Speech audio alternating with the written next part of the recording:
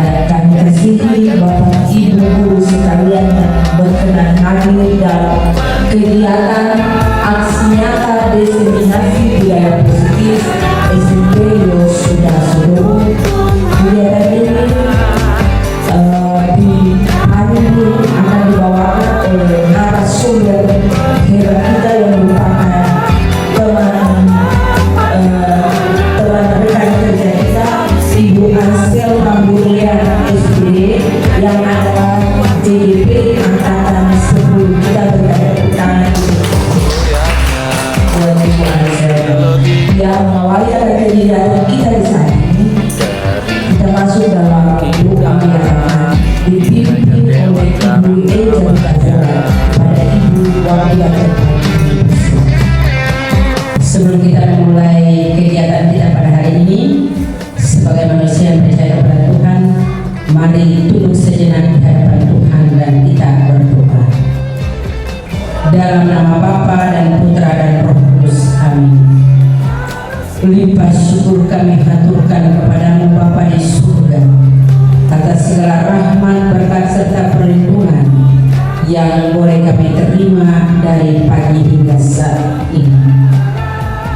Kami mengucap syukur atas semua kebaikan dan kasih-Mu kepada kami, secara khusus bagi teman sahabat kami Ibu Ahrulian yang pada hari ini akan memulai kegiatan aksi nyata diseminasi budaya positif SMP Yosuda Solo. Inilah doa kami persembahkan kepada Bapa di surga dengan perantaraan Kristus Tuhan kami. Amin. Dalam nama Bapa dan Putra dan Roh Kudus. Amin. Oke, baik, untuk tidak membuang-buang waktu, kita akan masuk kepada acara inti acara aksi nyata diseminasi budaya positif SMP Yosuda Solo yang akan dibawakan oleh Ibu Ansel Manggulian SPD JDP angkatan 10. Kepada Ibu waktu dan tempat kami persilakan. Ya, terima kasih MC Ibu Pogi Ferdinandus untuk kesempatan yang diberikan kepada saya. Assalamualaikum warahmatullahi wabarakatuh. Salam sejahtera bagi kita sekalian. Shalom. Shalom. Sebelum kita mulai akan kegiatan diseminasi budaya positif ini, pertama-tama saya menyampaikan limpah puji dan syukur kepada Tuhan karena atas penyertaannya kita boleh ada lagi di sini dalam kegiatan ini. Lalu yang kedua, terima kasih juga kepada Ibu Kepala Sekolah yang mana sudah memberikan dukungan kepada saya sehingga kegiatan ini bisa jalan. Dan yang kedua, terima kasih juga kepada teman-teman di lembaga ini, para wakasek dan Bapak Ibu sekalian yang mana sudah memberikan saya banyak dukungan juga. Dan nyata di hari ini Bapak Ibu bersedia memenuhi undangan saya untuk melakukan kegiatan diseminasi aksi nyata saya. Adapun tujuan yang saya lakukan diseminasi ini, yang pertama itu tugas kami guru penggerak. Aksi nyatanya harus didiseminasi di sekolah. Jadi setiap modul harus didiseminasi. Yang kedua, apa yang saya dapatkan di guru penggerak, pendidikan guru penggerak, saya akan berbagi sedikit. Bukan di sini saya sudah hebat, tidak. Tetapi apa yang saya dapatkan, saya bisa berbagi untuk Bapak Ibu sekalian dan kita akan terapkan di lembaga pendidikan kita. Tetapi kalau kita semua bekerja sama untuk mengembangkan, menerapkan budaya positif ini di sekolah, niscaya itu semua bisa berjalan dengan baik. Bisa Bapak Ibu? Ya, Bapak Ibu sekarang simak.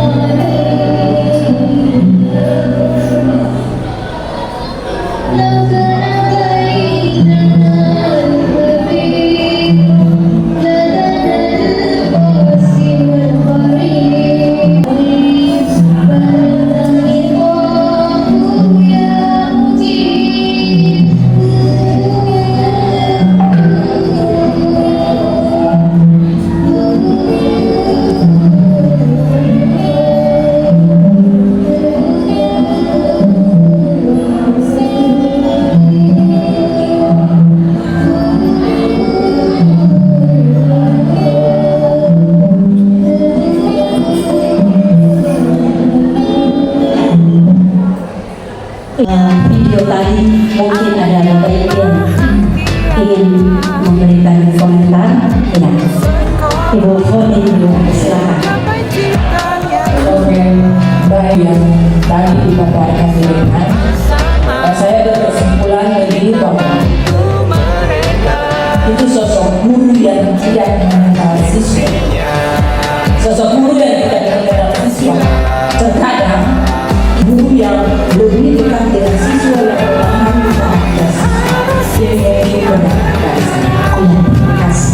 Setelah menonton video tadi, saya mengambil kesimpulan kita Ibu Foni dan kita belum mampu mengenal anak ini, bukan hanya sebenarnya kita lihat di sekolah, tetapi semoga ini menjadi acuan buat kita semua. Terima kasih. Iya, itu dari permainan yang tadi si A dan si B ini ibu disebut sebagai si A. Beliau menggenggam sesuatu yang saya sebenarnya tidak tahu apa yang digenggam beliau. Ketika saya berusaha mencoba membuka dengan kekerasan, dengan paksa, istilahnya dengan paksa, itu beliau tidak mau membuka. Tapi saya lihat beliau, boleh saya bilang, Ibu Riz, boleh saya buka? Beliau mengangkat saya sejenak, tapi belum bisa membuka, masih berpikir itu. Terima kasih. Luar biasa karena ada rayuan ya, tadi rayuan dari si B sehingga si A buka perhatian itu sesuatu.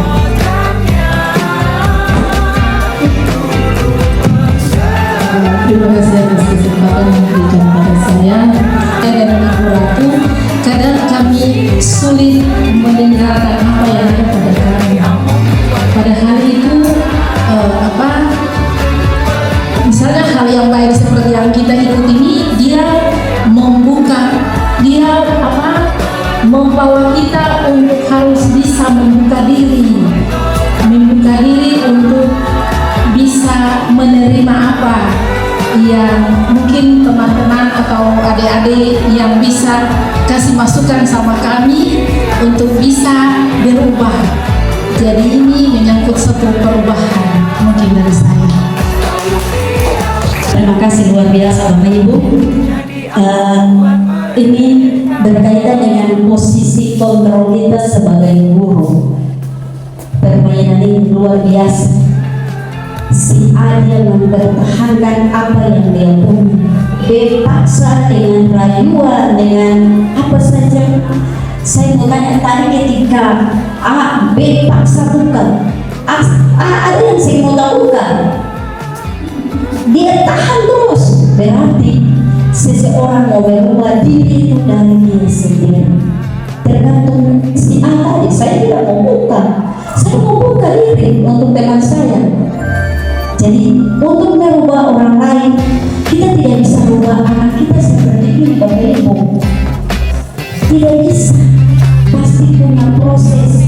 Tadi ada rayuan, ada yang dengan kekerasan, tarik tangan, Ibu Foni pegang tangan sampai digoyang mobil ini. Itu berkaitan dengan posisi kita sebagai guru di sekolah. Bagaimana cara kita mengontrol anak-anak kita. Seperti itu ya Bapak Ibu. Tadi di sana juga rayuan, itu pakai rayuan kepada anak. Kita lanjut karena materi banyak. Nah yang belum dapat kebagian nanti perubahan paradigma menurut teori kontrol Dr. William Gassel. Yang pertama, ilusi guru mengontrol murid. Jadi bagaimana kita murid.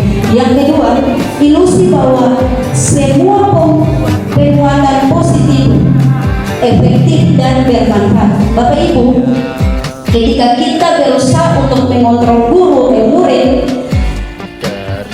saya rasa bahwa itu tidak akan efektif.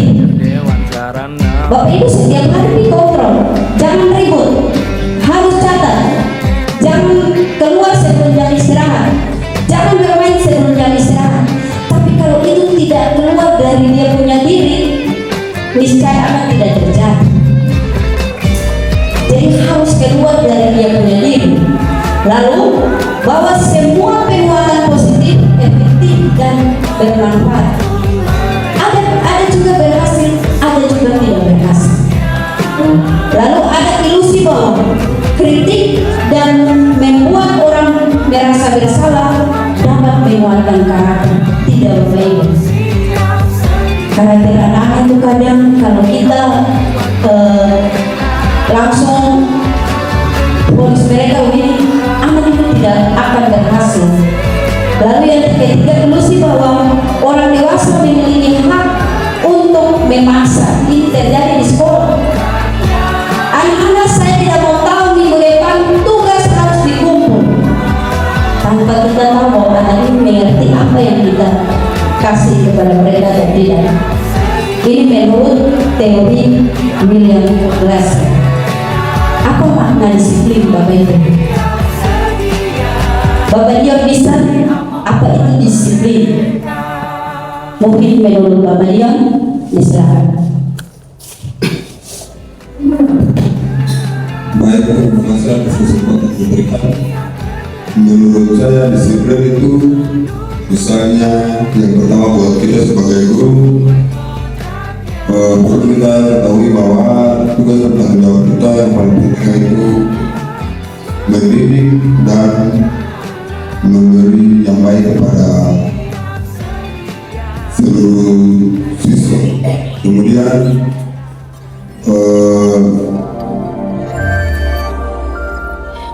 tugas dan tanggung jawab kita sebagai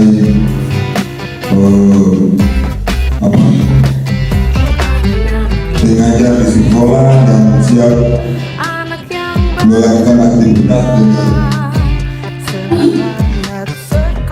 jam yang sudah ditentukan dari pimpinan. Terima kasih.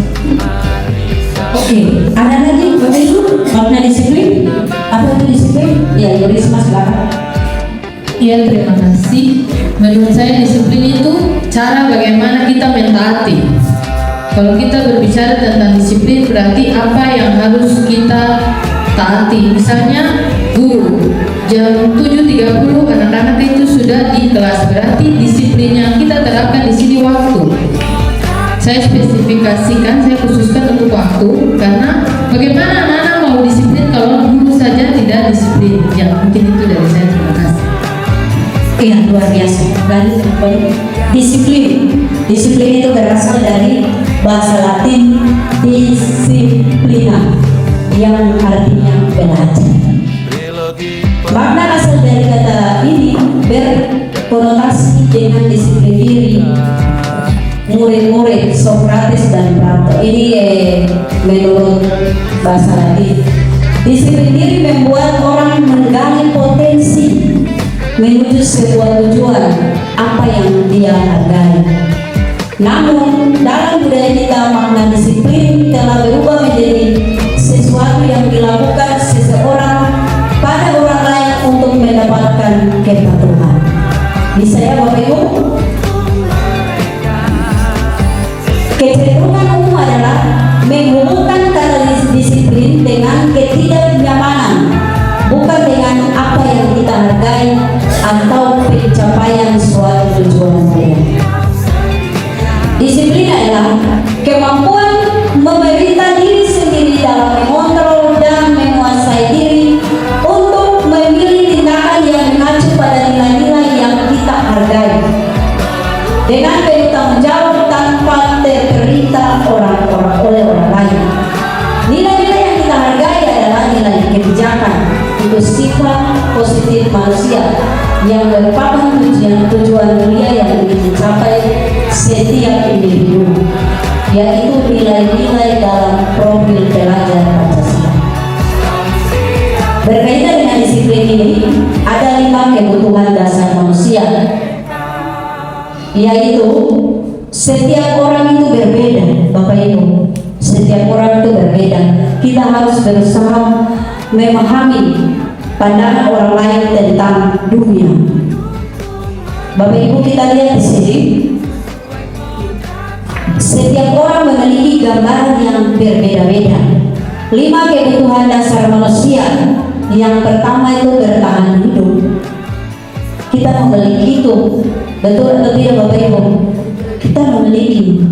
Yang kedua, kasih, sayang dan rasa diterima. Kita menerima siswa dengan keadaan siswa seperti ini. Kita menerima teman lain dengan teman lain punya latar belakang hidup seperti ini. Lalu yang berikut, kebebasan, kesenangan dan penguasaan. Ini 5 kebutuhan dasar manusia yang ada pada diri kita maupun ada pada diri anak-anak. Iya, Bapak Ibu, ini ada satu kasus, sama-sama kita baca. Ibu Ria, guru kelas 6 SD bermain, sedang bingung menghadapi ulas salah satu murid di kelas bernama Agus. Beberapa anak telah datang dan mengeluhkan Agus yang seringkali meminta bekal makanan siang mereka dengan paksa. Jika Anda menghadapi situasi seperti Ibu Ria, apa yang Anda lakukan? Menurut Anda, kira-kira apa alasan Agus melakukan hal itu?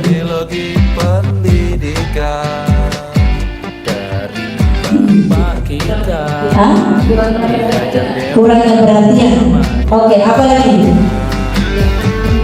Dari rumah dia berusaha sehingga mungkin dia lapar, dia meminta bantuan kepada teman. Mungkin ada teman itu ada yang memberikan, mungkin ada yang rumah. Ini perlu yang sudah kosong. Bagaimana cara bisa Ini. Ada lagi Bapak Ibu? Dalam kasus konteks penerapan disiplin positif, Ibu Ria sebaiknya mencari tahu dulu alasan Agus kenapa melakukan tindakan tersebut. Jangan panggil langsung pukul, tidak boleh. Panggil dia, tanya dulu alasannya kenapa dia lakukan tindakan itu tersebut, agar mengetahui kebutuhan mana yang sedang berusaha dia dipenuhi oleh Agus. Kebutuhan yang pertama tadi apa? Dia pasti apa? Lapar. Dia karena lapar dulu buat begitu. Agus lapar dan orang tuanya tidak membawakannya bekal makan siang seperti tadi. Yang kedua, teman Agus, jadi perhatikan ke Agus, perhatian. Jadi ada rasa perhatian kepada Agus. Lalu yang ketiga, dia merasa hebat karena temannya jadi takut. Dari situ tindakan Agus, dia sukai dan dia kan kayak preman dalam kelas, jadi semua takut dia. Jadi itu kebutuhan yang ketiga. Lalu yang keempat, Agus merasa bosan dengan bekal yang dibawakan orang tuanya karena selalu bekal yang sama. Jadi dia juga ingin bebas, rasa orang lain punya makanan lain, kata orang lain punya enak atau tidak. Lalu yang kelima, Agus hanya iseng dan dia menikmati ekspresi wajah teman yang kesal. Kadang-kadang anak-anak kita juga seperti itu ya Bapak Ibu ya. Ya. Sekarang kita masuk yang berikut, yaitu hukuman, sanksi dan konsekuensi. Bapak Ibu, hukuman dan konsekuensi ini sama atau tidak? Bapak Ibu? Tidak. Tidak. Sama atau tidak? Tidak. Kalau hukuman itu apa? Hukuman itu apa? Ada yang bisa? Ya, yang masih silakan. Ya, terima kasih. Hukuman itu langsung di tempat dia menghukum. Iya. Sedangkan sanksi itu dia masih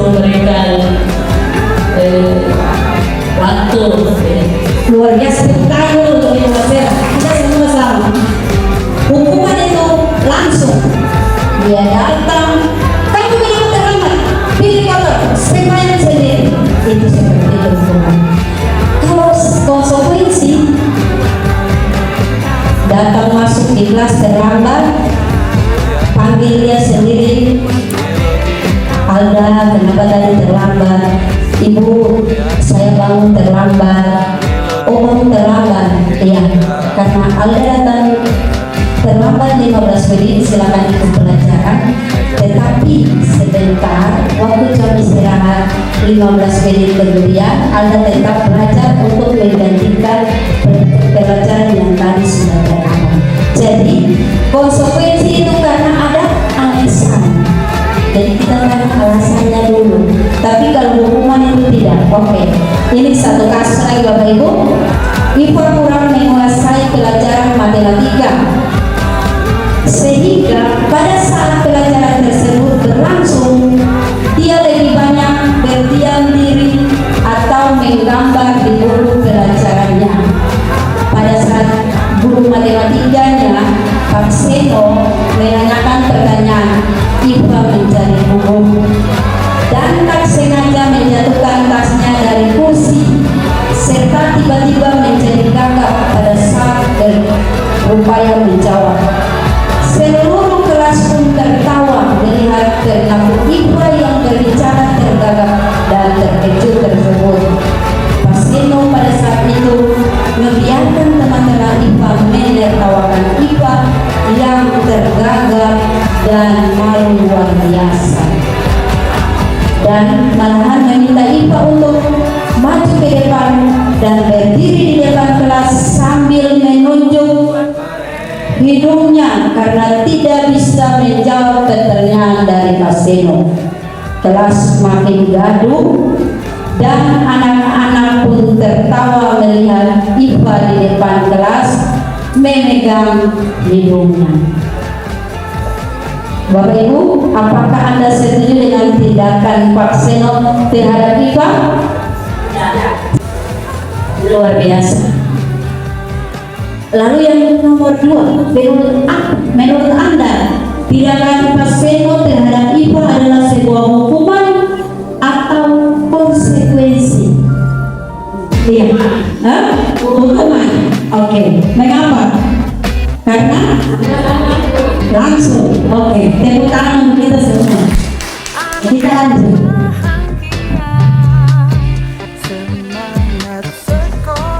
Iya. Hukuman dan konsekuensi, Bapak Ibu. Kalau hukuman itu dia bersifat sesuatu yang menyakitkan, itu harus terjadi. Tindakannya nyaman untuk murid. Jadi Bapak Ibu, kalau hukuman kita berikan kepada anak, hukum dia habis, badai dia berbuat lagi. Berjaga berteriak, jangan keluar, jangan keluar. Ibu guru keluar, anak-anak juga ikut keluar. Seperti itu ya Bapak Ibu. Lalu identitas sukses itu konsekuensi dan restitusi. Ini bisa untuk mendisiplinkan anak. Jadi mulai dari sekarang jangan kita memberi hukuman, jangan pukul mereka, jangan suruh kasih naik kaki sebelah lagi, tapi tanyakan dulu apa permasalahan mereka, baru kita lanjut. Oke, baik, kita lanjut Bapak Ibu. Semua perilaku itu memiliki tujuan. Untuk teori motivasi perilaku manusia itu ada 2, yaitu motivasi eksternal dan motivasi internal. Kalau motivasi eksternal untuk menghindari ketidaknyamanan atau hukuman, apa yang akan terjadi apabila saya tidak melakukannya. Jadi dari luar. Jadi dia mau buat sesuatu karena takut Bapak Guru kasih hukuman dia. Jadi dari luar, Bapak Ibu bisa ya. Tapi kalau sesuatu dari dalam dirinya, itu dia menghargai diri sendiri. Lalu saya akan menjadi orang yang seperti apa bila saya melakukannya. Jadi yang dari awal tadi seperti permainan terpaksa untuk mengungkapkan. Jadi untuk merubah kita berdiri sedikit dari kita punya diri sendiri, bukan sesuatu yang dipaksakan dari luar itu tidak akan berhasil dengan baik. Contoh saya bilang, apel kalau suruh masuk baca buku, tapi anak-anak tidak. Kalau tidak sadar dan buku diri, nanti ulang lagi ibu keluar, dong lagi ibu keluar. Iya, coba kita mau berhati dulu. Lari mengelilingi lapangan basket 2 kali karena terlambat hadir di sekolah. Itu merupakan hukuman atau konsekuensi? Hukuman? Ada yang lain? Tidak. Oke, kita lanjut. Membersihkan coretan yang dibuatnya di meja tulis. Hukuman atau konsekuensi, Bapak Ibu? Konsekuensi? Oke. Yang hukuman atau konsekuensi? Membersihkan coretan yang dibuatnya di meja tulis. Hukuman atau konsekuensi? Iya, ada yang jawab hukuman ya. Kita lanjut. 3. Murid diminta untuk push up 15 kali karena tidak menggunakan masker di sekolah. Hukuman atau konsekuensi? Konsekuensi. Ingat yang jawaban ya? Ingat satu-satu ini. Lalu yang ketiga, menggantikan kertas tugas teman yang telah dicoret-coret. Hukuman atau konsekuensi? Konsekuensi? Oke. Berjemur di lapangan basket pukul 12.00 siang karena mengobrol dengan teman. Hukuman? Oke. Murid diminta bertelanjang kaki sepanjang hari karena tidak menggunakan sepatu warna hitam sesuai peraturan sekolah. Hukuman. Berdiri di depan kelas sambil mengangkat kaki satu karena tidak bisa menjawab pertanyaan. Iya, Bapak Ibu kita lihat jawaban. Iya. Siapa yang benar semua? Mantap, tepuk tangan untuk kita semua. Kita semua benar. Jadi Bapak Ibu sudah tahu ya, mana itu hukuman, mana itu konsekuensi. Iya.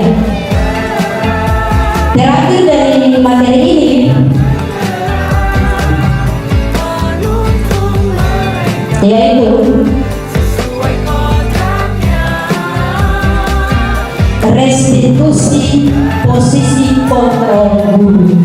Bapak Ibu, kadang kita di sekolah hal-hal ini kita lakukan untuk anak-anak. Saya, apalagi saya.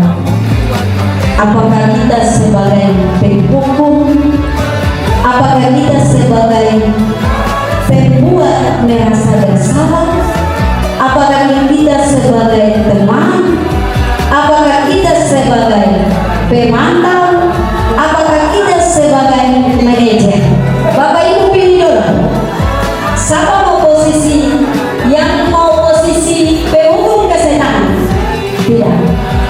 Pembuat merasa bersalah kesehatan? Ibu Masela. Yang sebagai teman kasih tangan. Sebagai pemantau kasih tangan.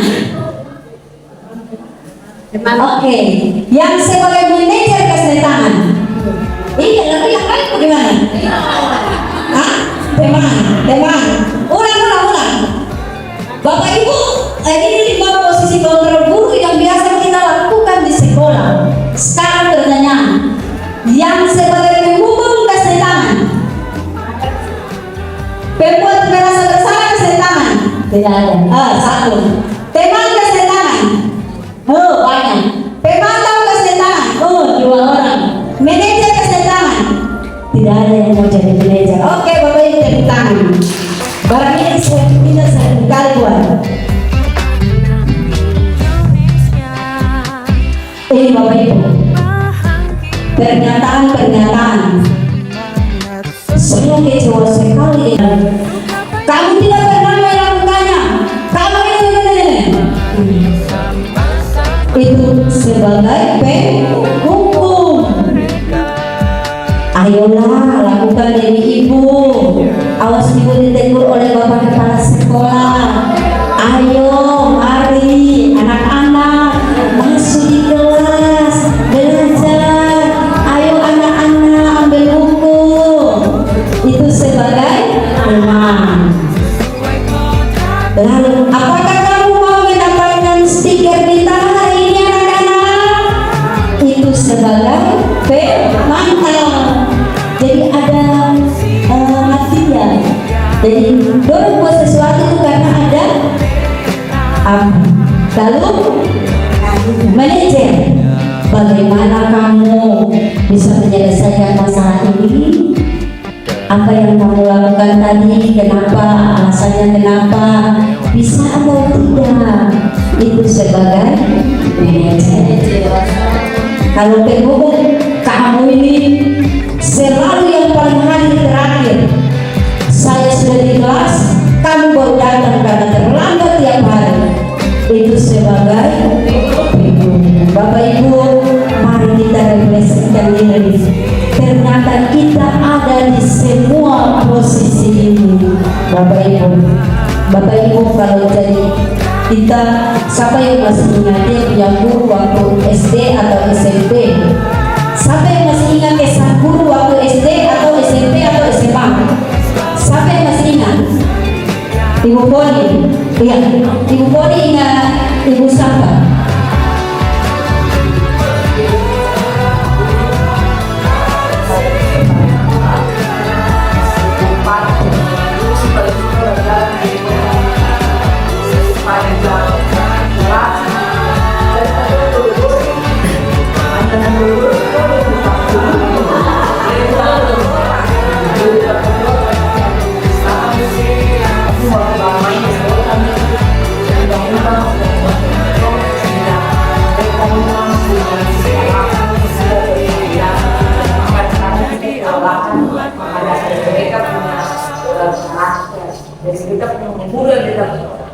Ingat tuh ada dua, tapi dua pasti yang satu guru Malaysia itu datang cuma untuk jam istirahat itu bukan cuma dulu ada 100 deh itu diskusi itu ada guru yang datang punya motivasi untuk mengajar melaksanakan tugas utama, tapi kadang-kadang juga bukan karena masalah ekonomi, tapi salah satunya dia begitu punya maksud lain. Luar biasa, tepuk tangan luar biasa. Bayangkan Ibu Puni sudah tamat SMA dari tahun berapa sampai sudah di guru di SMP Sudarso, dia masih ingat, dia punya ibu guru punya kelakuan sampai sekarang. Itu Bapak Ibu, itu posisi penghukum itu seperti itu. Jadi nanti Bapak Ibu dikenang dengan anak itu karena apa? Bapak Ibu ada dalam posisi penghukum. Kita kalau yang di SMA Yos juga pasti tahu bagaimana itu Ibu Joki punya kelakuan begitu. Kalau ingat sampai akan orang Bapak Ibu, semoga kita jadi kalau dalam 5 posisi kontrol ini nanti kita belajar lagi. Kita lihat satu kasus lagi, belajar kasus terus. Pada hari Senin Pak Harun tidak masuk sekolah. Pak Harun merupakan guru matematika. Saat Ibu Wati menggantikan Pak Harun, Bu Wati baru 1 tahun menjadi guru SMP. Beberapa murid perempuan, Viti dan Natali, mengetahui hal ini dan mulai menggunakan kesempatan dan bersikap seenaknya, tertawa dan tidak mengindahkan kehadiran Bu Wati. Bu Wati mencoba untuk menyapa Viti dan Natali dengan ramah sambil mengingatkan untuk tetap fokus pada tugasnya. Ayolah, tugasnya dikerjakan. Nanti Ibu ditegur Bapak Kepala Sekolah kalau kalian tidak mengerjakan tugas. Tolong bantu Ibu ya. Namun Viti dan Natali malah jadi tertawa. Ibu santai saja Ibu. Mereka tetap tidak mengerjakan tugas dan malah mengobrol. Bapak Ibu, kalau lihat kasus ini, bagaimana kasus ini? Kita posisi apa yang kita akan terapkan?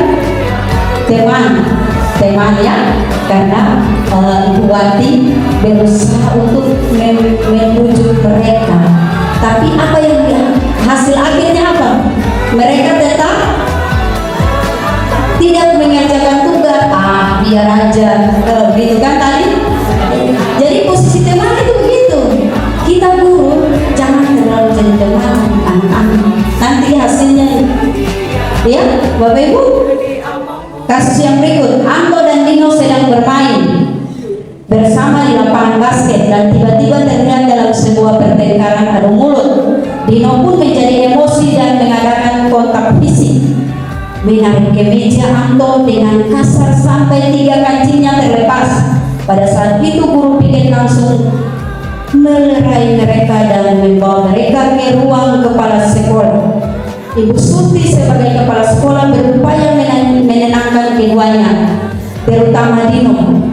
Dino, sepertinya kamu saat ini sedang marah sekali. Mendengar itu Dino pun mengalir bercerita tentang kekesalan hatinya. Ibu Suti pun melanjutkan bahwa membuat kesalahan adalah hal yang manusiawi dan bahwa mempertahankan diri adalah hal yang penting. Namun, meminta Dino memikirkan cara lain yang mungkin lebih efektif karena saat ini Dino berada di ruang kepala sekolah. Ibu Suti melanjutkan bertanya kepada keyakinan sekolah yang disepakati, serta apakah Dino bersedia memperbaiki kesalahan yang telah dilakukan terhadap Anto. Dino pun akhirnya perlahan mengangguk. Kemudian Ibu Suti balik bertanya kepada Anto, hal apa yang bisa dilakukan Dino untuk memperbaiki masalah? Anto menjawab, saya perlu kancing saya diperbaiki, Bu. Ibu Suti pun kembali bertanya kepada Dino, apakah yang akan dia lakukan untuk menggantikan 3 kancing Anto yang terlepas? Dino berpikir sejenak, namun menjawab, wah, tidak tahu, Bu. Saya lem kembali mungkin ya, Bu. Ibu Suti berpikir sebentar dan menanggapi, kalau dilem akan mudah terlepas kembali, Dino. Bagaimana kalau kamu menjahitkan saja? Bersediakah kamu? Dino tampak ragu-ragu dan menanggapi, menjahit? Mana yang tahu bagaimana menjahit, Bu? Ibu Suti meneruskan, apakah kamu bersedia belajar menjahit? Dino berpikir sejenak, memandang ke meja Anto dan menanggapi, yang mengajari saya siapa, Bu? Dengan cepat Ibu Suti menjawab, Pak Irfan, guru tata busana. Dino kembali diam sejenak memandang ke meja Anto yang tanpa kancing. Akhirnya Dino mengaku tandanya menyetujui, dan sepanjang siang itu Dino belajar menjahit dan memperbaiki kemeja Anto. Terakhir kali terlihat kedua anak laki-laki tersebut, Dino dan Anto, pada jam pulang sekolah. Mereka sudah bercengkrama dan bersenda gurau kemarin. Yang Bapak Ibu,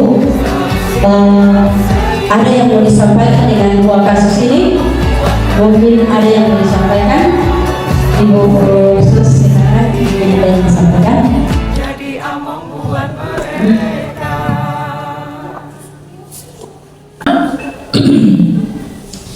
Untuk saya masih muda, zaman saya banyak siswa saya juga ada di sini. Saya memang paling tegas, tetapi banyak kali saya bermenung ketegasan ini ada hasilnya atau tidak. Tetapi ada juga muncul di benak saya, mungkin sesuai dengan karakter kita orang Maluku, yang mungkin agak sulit untuk dalam jangka waktu yang pendek atau singkat bisa ada satu perubahan. Tetapi tadi saya katakan bahwa ketika saya ada di kesiswaan, banyak hal yang saya temukan, Bapak Ibu. kadang itu membuat kita sedih karena langkah yang kita tempuh itu so jauh, so salah. Bapak Ibu tahu, saya sampai hari ini saya belum bisa ketemu langkah yang harus saya tempuh untuk mengatasi masalah dari anak. Mama, ibu Tamara punya anak yang anak polisi Mangor ini, Paulus. Sampai hari yang saya ngomong ini belum ada jalan keluar untuk saya bisa mengatasi anak ini. Bapak Ibu, kalau ikut aturan, sebelumnya saya minta maaf, kayak ikut aturan, anak itu sudah tidak bisa diterima di sekolah ini lagi. Tapi hati kecil saya tidak bisa kasih keluar dia begitu saja, karena saya berangan-angan, saya harus temukan titik permasalahan saya sudah temu, tetapi bagaimana jalan keluar untuk bisa merubah anak ini. Titik permasalahannya saya tidak bisa ngomong di sini, tetapi mungkin dalam pertemuan kita nanti secara intern saya akan ngomong. Ya, terima kasih Bu, pengalaman yang sangat luar biasa. Karena memang Bu Susi ini memang di bagian kesiswaan, jadi karena siswa itu sudah banyak masalah kasus yang dia tangani. Jadi pengalaman sangat luar biasa. Oke, mari kita lihat bersama 5 posisi kontrol guru.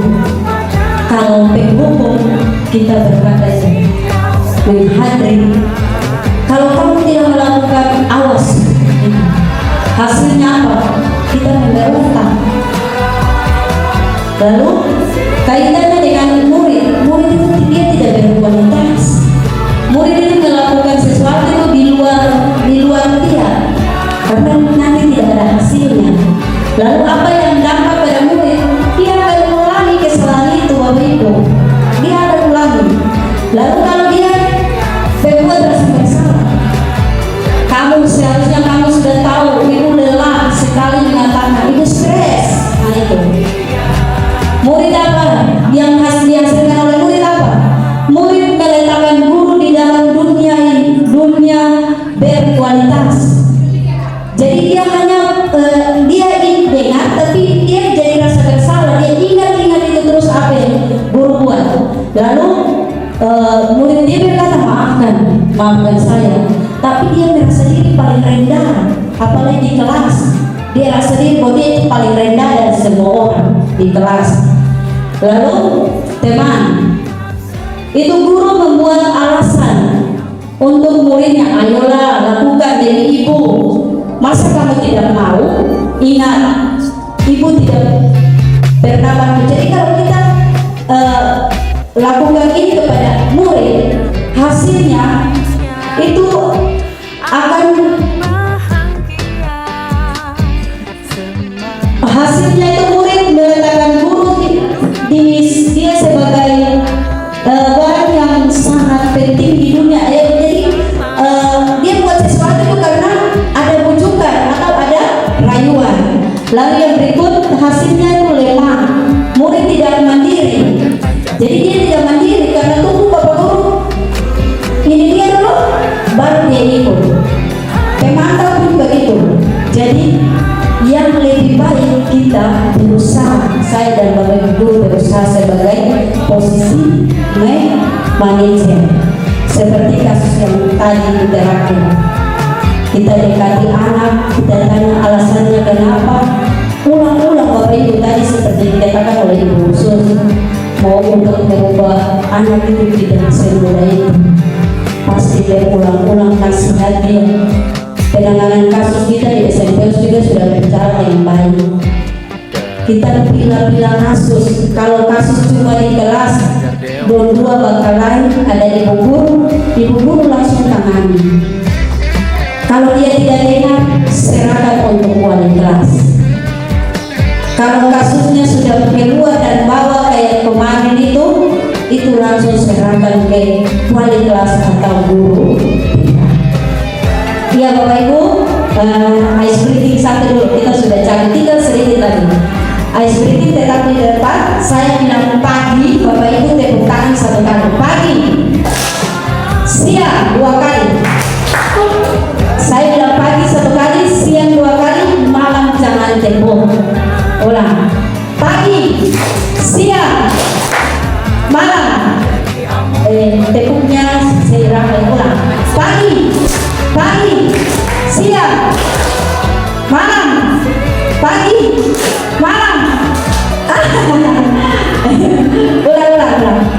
pagi, siang, malam, pagi, malam, siang, malam. Ya, tepuk tangan kita masih konsentrasi. Iya, Bapak Ibu kita lanjut ya. Keyakinan keras. Bapak Ibu, keyakinan keras adalah nilai-nilai kebajikan atau prinsip universal yang disepakati bersama secara universal, lepas dari perbedaan agama, suku, negara, dan bahasa. Menurut Gosen 1998, suatu keyakinan akan lebih memotivasi seorang dari dalam, intrinsik dari dalam. Seseorang akan lebih bersemangat untuk menjalankan keyakinan daripada hanya sekedar mengikuti peraturan. Bapak Ibu, keyakinan dengan peraturan kelas sama atau tidak, Bapak Ibu? Keyakinan dan peraturan kelas sama atau tidak? Tidak sama ya, Bapak Ibu ya. Oke, kita lanjut. Ini kemarin kita di PPM kita sudah laksanakan ini ya. Kita kemarin sudah nonton topik ya, Ibu Ratu ya, tentang keyakinan dan peraturan kelas.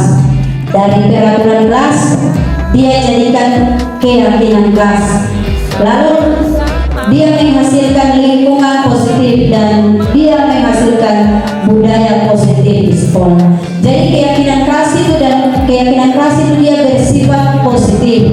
Misalnya apa? Jangan ada kata dilarang. Buang sampah pada tempatnya. Jangan dilarang membuang sampah. Kalau keyakinan kelas, buang sampah pada tempat. Oke, kita lanjut. Ini peraturan dan keyakinan kelas.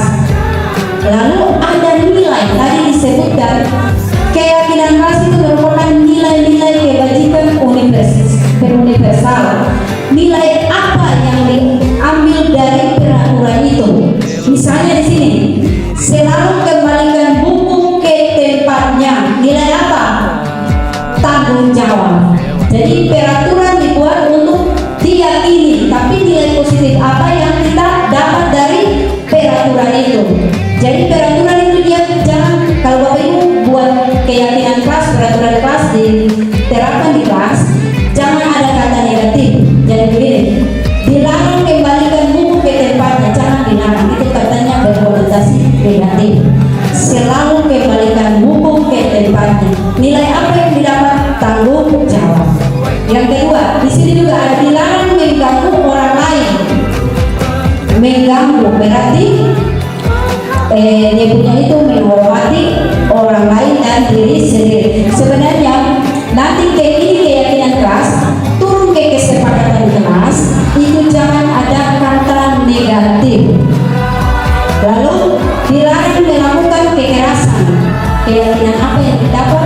Keselamatan, menghormati orang lain. Ya Bapak Ibu, dilarang menggunakan narkoba.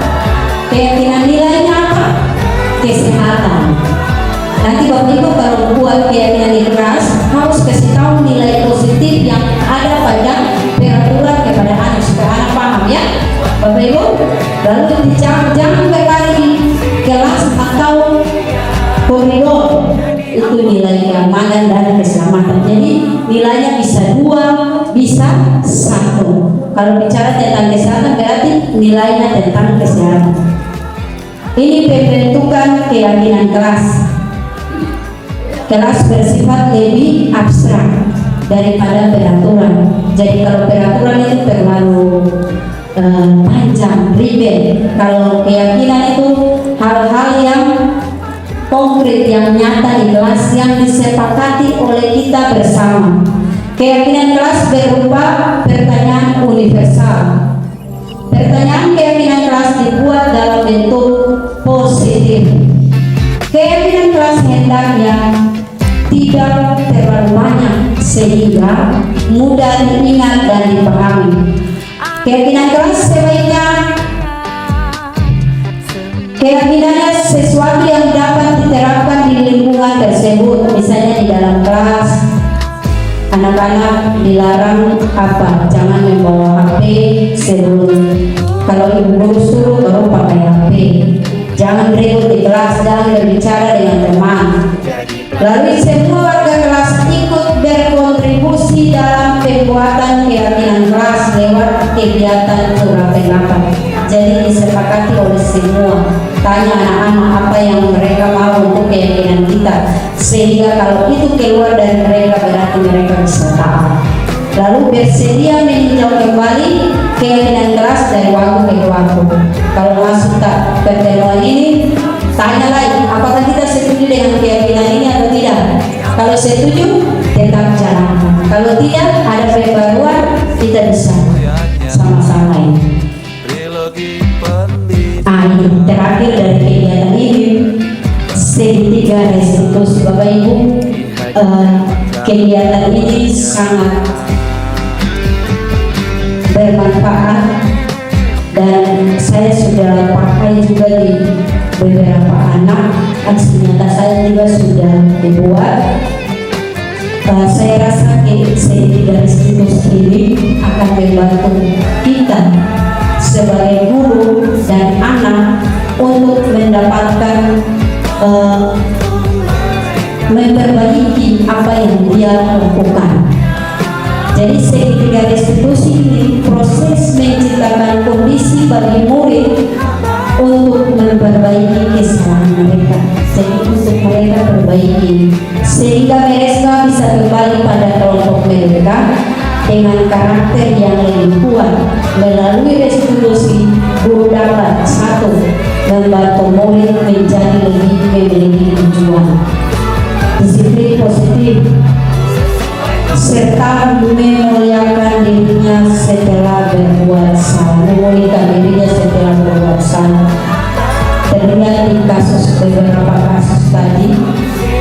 Lalu membantu murid untuk jujur pada diri sendiri dan mengevaluasi dampak dari kesalahan yang dia lakukan. Memberikan penawaran bukan paksaan. Jadi semoga segitiga restitusi ini dapat membantu Paulus dan teman-teman untuk berubah. Bapak Ibu, kita lihat segitiga restitusi. Yang pertama itu menstabilkan identitas. Jadi setelah anak punya masalah, Bapak Ibu panggil dia. Bapak Ibu bisa langsung, Paulus berbuat salah itu tidak apa-apa. Coba kita berusaha untuk menstabilkan ini supaya kita semua di kelas kita sama-sama coba. Tidak ada manusia yang sempurna. Saya juga pernah melakukan kesalahan seperti itu. Kita bisa menyelesaikan ini. Jadi Bapak Ibu tidak tertarik mencari siapa yang salah. Jadi panggil datang itu tidak cari dulu siapa yang salah, tapi cari solusi dari permasalahan ini. Kamu berhak merasa begitu. Jadi kita menstabilkan dulu. Ibu juga pernah buat kesalahan. Lalu yang kedua, validasi tindakan yang salah. Kamu pasti punya alasan mengapa melakukan hal itu. Seperti tadi yang disampaikan oleh Ibu Wakasek, ternyata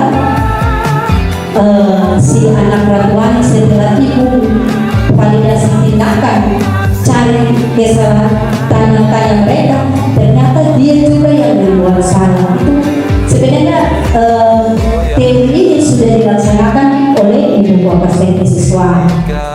Lalu kamu patut bangga pada dirimu sendiri karena kamu telah melindungi sesuatu yang penting buatmu. Kalau Bapak Ibu sudah pernah buat pasti. Lalu yang ketiga, menanyakan keyakinan kelas. Apa yang kita percaya sebagai kelas atau keluarga. Jadi tanya, apa nilai-nilai umum yang kita sekelas sepakati? Lalu apa bayangan kita tentang kelas yang ideal? Misalnya contoh-contoh, kamu mau jadi orang seperti apa? Jadi tanya dia tentang keyakinan apa. Kalau kamu berbaku pukul, itu ada nilai atau tidak? Ada positif atau tidak? Tanya dia pasti dia jawab. Memang untuk merubah dua orang anak yang punya seperti tadi disampaikan oleh Yesus, ini kan sudah 9 kali. Dia sendiri mengakui 9 kali karena ibu tahu 9 kali dia sudah lakukan ini. Tapi memang itu sudah, kalau memang sudah tidak bisa dibina, kita sudah pakai cara ini tidak bisa, cara itu tidak bisa, kesiswaan tidak bisa, kita open dia ke BK. Kebetulan ibu kesiswaan kita juga guru BK, karena kita tidak ada guru BK, guru agama, kita pakai untuk bimbingan konseling. Jadi itu sudah tugas kita. Kembali lagi ke tujuan pendidikan menuju melodi hajar dewantara. Bagaimana kita menuntun anak yang tadinya dia seperti ini, dia akan berubah jadi seperti ini. Tadi ibu bilang bahwa satu saat pasti dia akan ingat, kita juga akan ingat, dulu saya begini, tapi dengan bantuan ibu Wakasek Kesiswaan, kelakuan saya sudah bisa berubah. Iya Bapak Ibu, terima kasih. Kita sudah ada di penghujung materi yang saya sudah bawakan. Nanti sebentar ketika saya kembalikan kepada MC, mungkin Bapak Ibu kita bisa sharing satu dua orang sharing terkait apa yang sudah saya sampaikan di awal. Saya sampaikan bahwa Bapak Ibu, saya sendiri bukan ahlinya, tetapi apa yang saya dapatkan sedikit saya berbagi kepada Bapak Ibu. Kita sama-sama berkolaborasi. Jadi kalau mau menciptakan budaya positif di sekolah, kalau cuma satu orang Bapak Ibu tidak bisa akan jadi.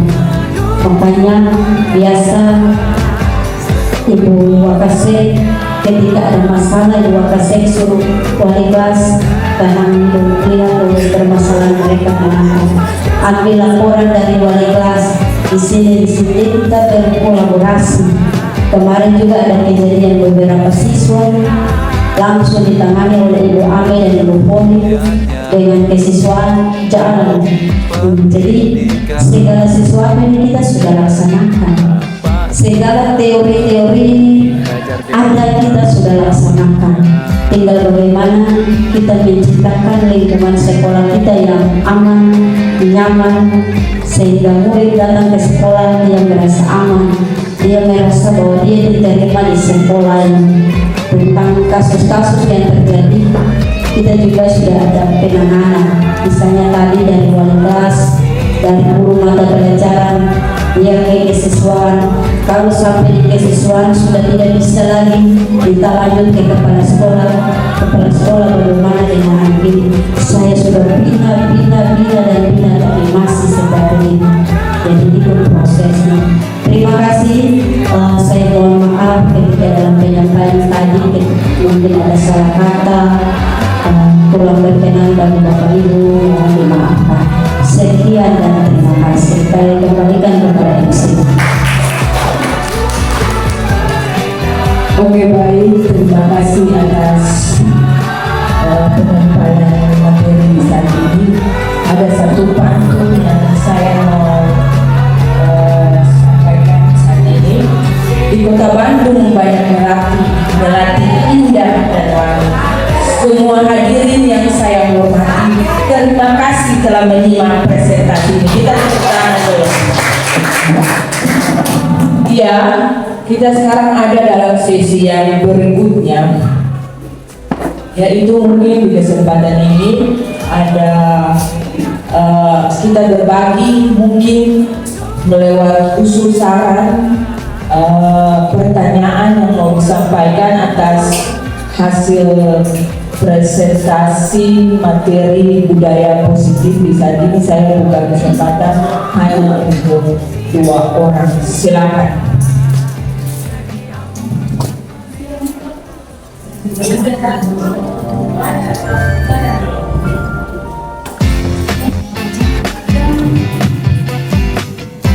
Untuk kesekian kali saya menyampaikan banyak terima kasih.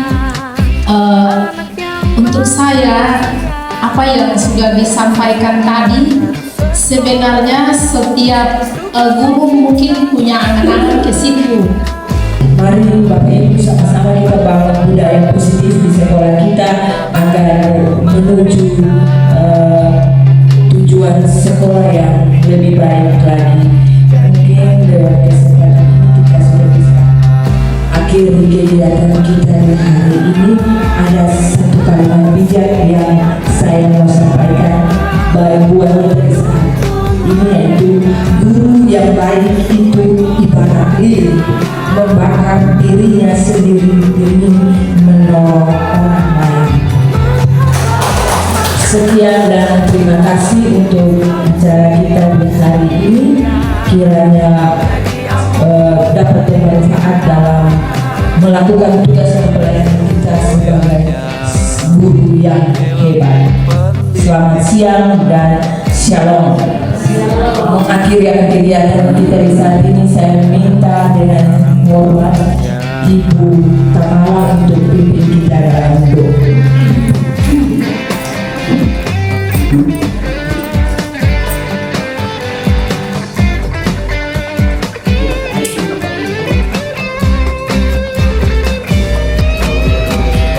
Untuk mengakhiri kegiatan kita di saat ini, mari kita satu dalam doa. Kita berdoa.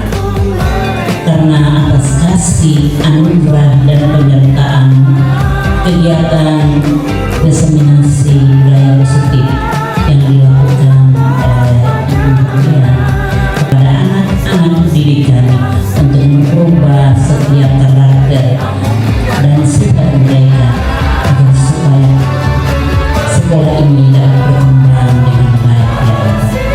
Tuhan kepala inilah kami dengan seluruh tugas dan tanggung jawab kami yang kami lakukan di siang ini. Kami serahkan semuanya hanya di dalam kehendak dan kuasa di dalam nama Tuhan Yesus kami berdoa dan mengucap syukur. Haleluya. Amin.